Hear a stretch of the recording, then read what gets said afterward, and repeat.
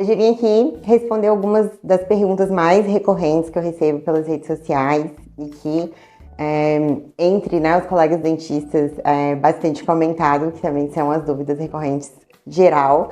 E meu nome é Rafaela da Rosa, eu sou cirurgiã dentista e eu espero ajudar outros colegas aí com essas respostas. A primeira pergunta, e ela é uma clássica realmente, se dentista pode mesmo prescrever, como que funciona? É muito comum que os colegas pensem que eles precisam fazer um curso específico, tirar um certificado específico, mas a verdade é muito mais simples do que isso. Todo cirurgião dentista com o CRO ativo está, pela legislação, apto a prescrever. Claro, né, que todo cirurgião dentista que percorreu esse caminho e se formou, ele entende que ele tem uma responsabilidade com os pacientes, uma responsabilidade sobre as prescrições que ele faz. E claro que nós sabemos que, apesar de, pela lei, sermos aptos apenas com o CRO ativo, nós precisamos sim estudar e muito, já que não é um assunto abordado, né, na graduação, e que é um manejo complexo, traz muitas coisas boas, é muito gratificante, mas sim, a gente precisa de uma boa caminhada de estudo, né, de leitura e discussão entre grupos para poder estar realmente apto a prescrever. A outra pergunta é: quais tipos de condição você trata no consultório usando derivados da planta? Bom, eu sou uma dentista que faço muitas coisas no consultório, né? Eu sou especialista em implantodontia, em prótese dentária, em dentística. Estou terminando o mestrado em DTM do orofacial. Então, eu acabo fazendo esse manejo do sistema endocannabinoide dos meus pacientes através da planta cannabis, né, e dos seus derivados, em inúmeros contextos, tanto em dor crônica, quanto controle da própria ansiedade odontológica. E às vezes, muitas vezes, o paciente não precisa nem ser aquele paciente de nossa, eu tenho palpitação, vou morrer na cadeira. Não, eu vou ficar 3, 4 horas ali na cadeira odontológica, isso é ruim, dói, né? Dói meus músculos, dói meu pescoço. Eu preferia dormir um pouquinho. E aí eu já faço essa modulação. Muitos pacientes que vão fazer um procedimento cirúrgico, que eu faço esse manejo, eles não precisam nem tomar os anti-inflamatórios convencionais, então eles podem ficar tomando até o processo todo de regeneração acontecer, porque os canabinoides eles favorecem muito esse processo. Para as dores crônicas, né, inclusive pacientes que chegam polifarmácia com inúmeros medicamentos aí com diversos efeitos colaterais, a gente consegue diminuir esses medicamentos convencionais, melhorando a qualidade de vida desses pacientes. Além disso, eu prescrevo bastante também, consideravelmente, aí para controle de tabagismo, controle desses vapes de nicotina que estão super comuns hoje em dia, então eu trato bastante isso com canabinoides também no consultório. E até mesmo usuários da própria planta, às vezes não tão bem informados, né, que chegam no consultório achando que tá tudo bem do jeito que eles estão usando, e essa educação acaba sendo uma coisa que eu abordo bastante, porque é papel, né, do profissional cuidador e promotor de saúde informar os pacientes sobre essas questões. Como você aprendeu sobre o sistema endocannabinoide? Bom, a minha primeira experiência foi empírica, porque a minha mãe ela teve câncer no pâncreas em 2014, e a cannabis, que foi fumada, né? Não dá nem pra dizer assim, vir inalado e fazer de conta que não, foi o que deu naquele momento. E ela teve uma melhora significativa na qualidade ali de morte até, né? Então, questão de comer, de dormir.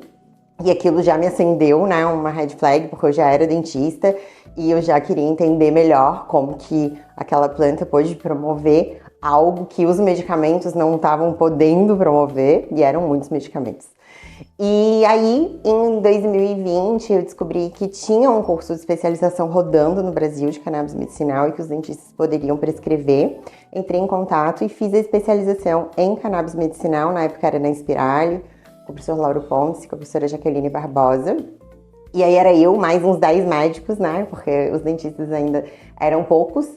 E aí fui lendo vários artigos e, por associação, trazendo isso para dentro da odontologia, um cenário muito diferente do que a gente vê hoje, que a gente já tem uma produção científica odontológica crescendo bastante, o que me deixa muito feliz, né, de saber que os meus colegas não vão precisar percorrer um caminho tão tortuoso para entregar para os pacientes a mesma coisa que eu, né, estou entregando, né, e isso é meio que um propósito hoje em dia na minha vida, né, facilitar, cortar um pouco o caminho para que outros colegas possam fazer essa odontologia, né, que eu digo que é uma odontologia humanizada, né, não mais humanizada, porque ou é humanizado ou não é.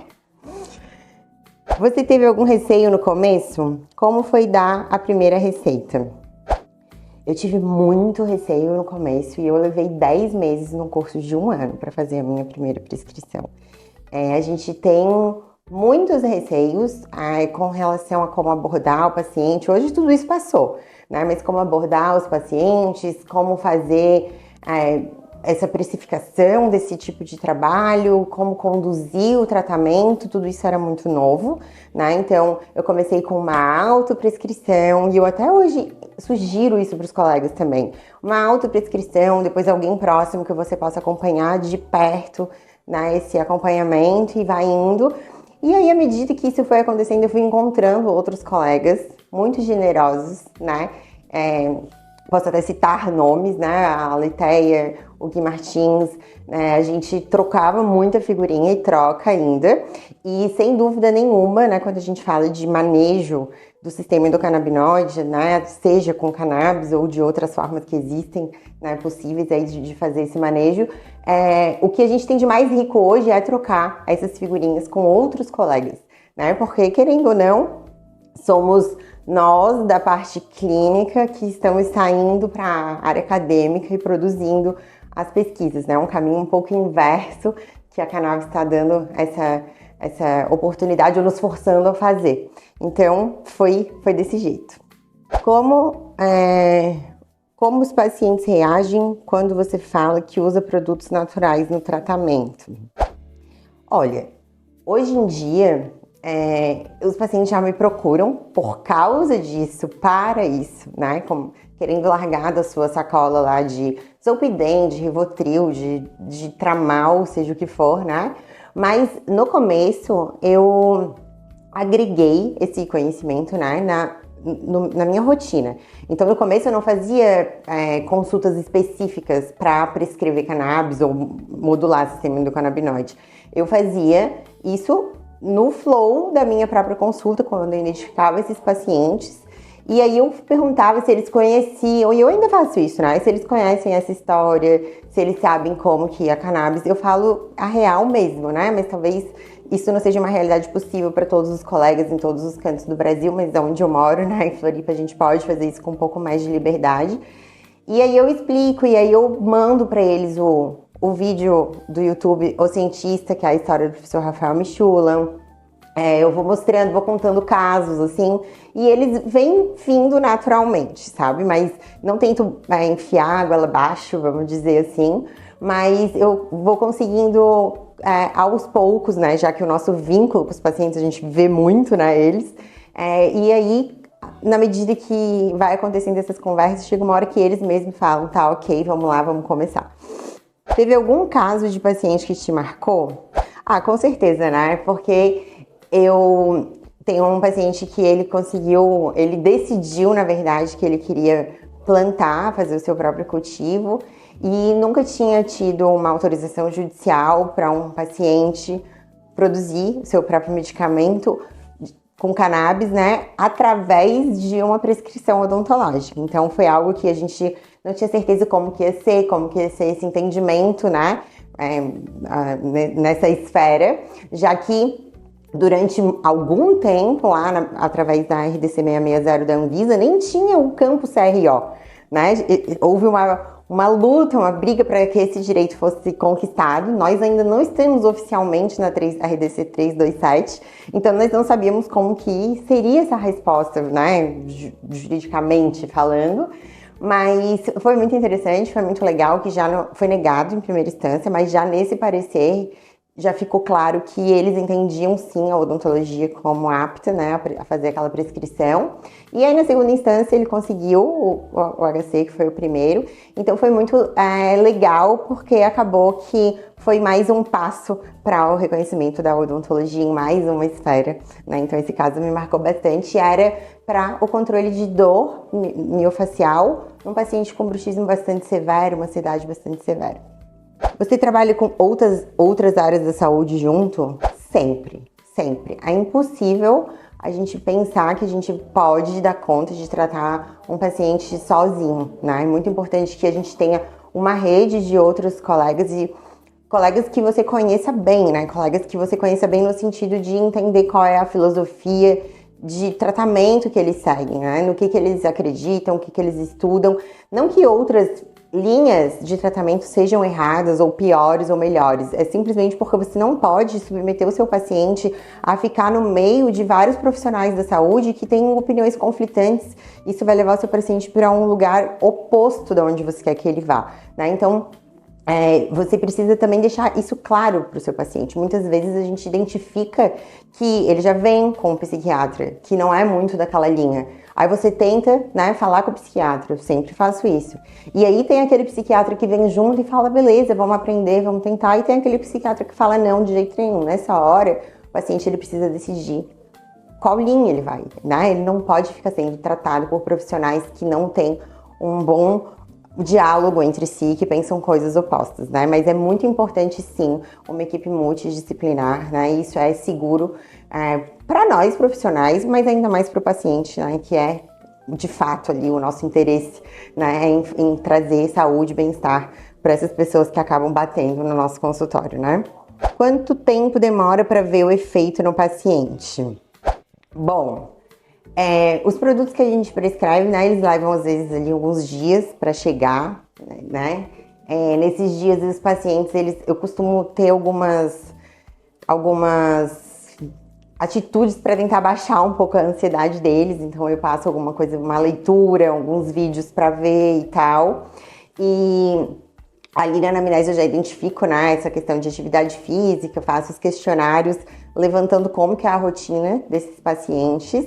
Então ali naquelas 3 primeiras semanas, alguns pacientes relatam alguns efeitos colaterais, às vezes até engraçados. Então, como eu começo sempre com uma dose bem baixa, por exemplo, eu já tive paciente que entrou em hiperfoco com CBD, um paciente ansioso, e aí ele tinha medo de subir a dose mais, porque ele achava que ia ficar mais ansioso. O CBD, ele não faz isso, né? Quanto mais você sobe, mais lento você fica.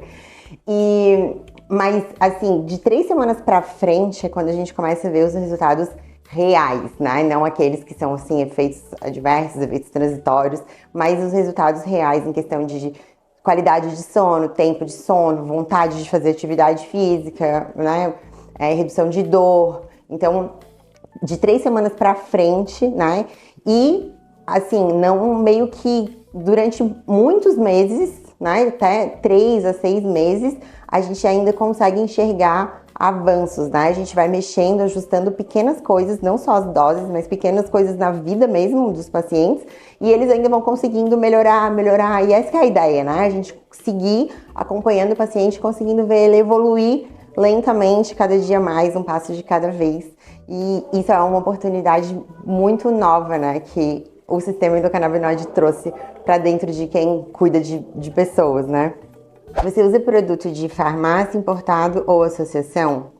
Olha, eu, na verdade, já usei todo tipo de acesso possível. Eu costumo ter essa conversa com os pacientes. Eu acho importante que os pacientes entendam que existem vários tipos de produto e vários tipos de acesso, porque ele vai comentar com o vizinho, com o amigo na academia e tal, e aí sempre vai ter alguma outra pessoa que vai ter conseguido de alguma outra forma.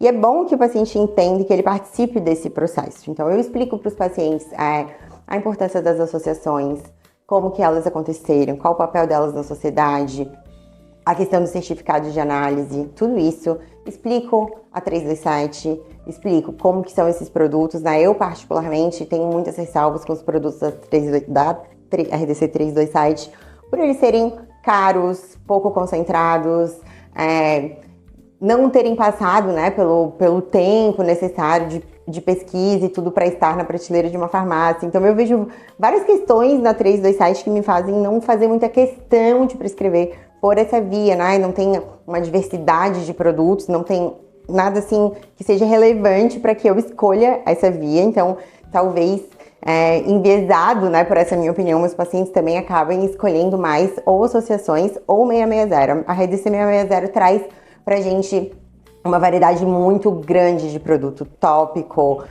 sistêmico, vários tipos de canabinoides, né, isolado, full spectrum, broad. Então, a 660 realmente traz muita opção e fica muito difícil você não encontrar ali dentro daquela gama de produtos alguma coisa que vai atender aquele teu paciente que está precisando de algum produto derivado de cannabis.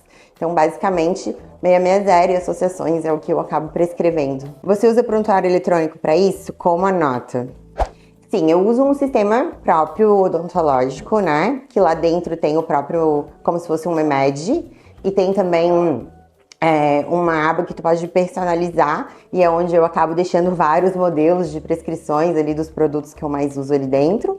E aí tem o certificado digital lá, o CPF, que assina ali dentro mesmo, mas ainda assim, né, é um sistema pago, que não é tão barato, e essa questão das prescrições eu entendo como sendo uma das maiores lacunas que precisam ser preenchidas, né, porque existem muitos produtos e um dia até vocês me perguntaram o que falta para mais pessoas prescreverem, né? E assim, como fazer essa prescrição, quais são os produtos, aonde alcançar, para onde eu mando a minha prescrição, né? Tipo, quais são os tipos de produtos, como é que eu escrevo essa prescrição?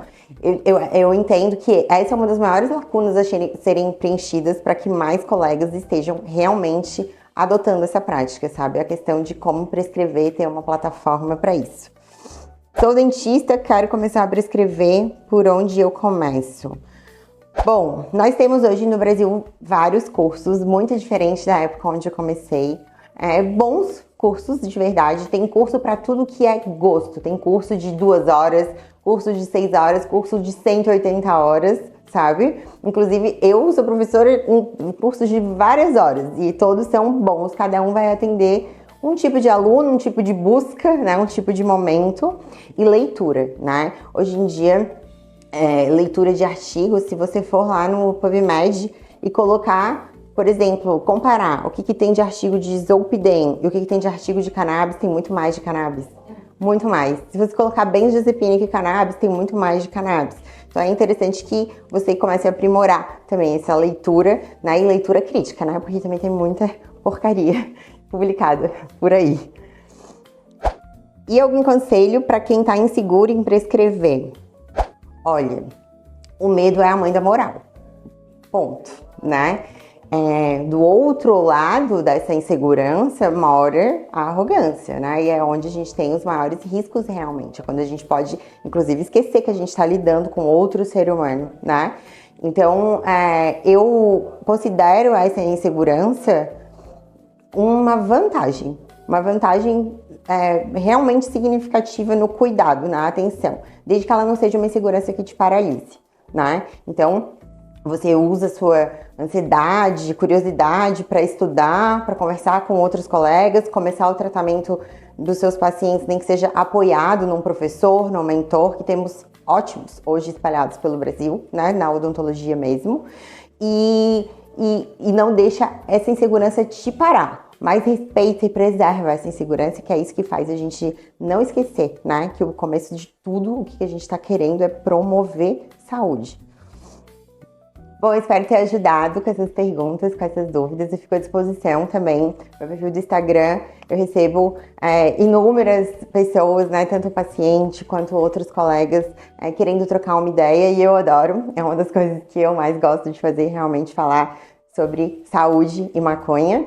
E, é claro, né, o pessoal aí da Kaia Mind faz sempre um baita de um serviço, trazendo pra gente números, infinitos números, né? A gente poderia ficar um ano conversando sobre os números que eles trazem, então não deixe de conferir, né, para vocês terem ainda mais convicção de que esse mercado, ele é com certeza o futuro, né, do cuidado, da atenção à saúde.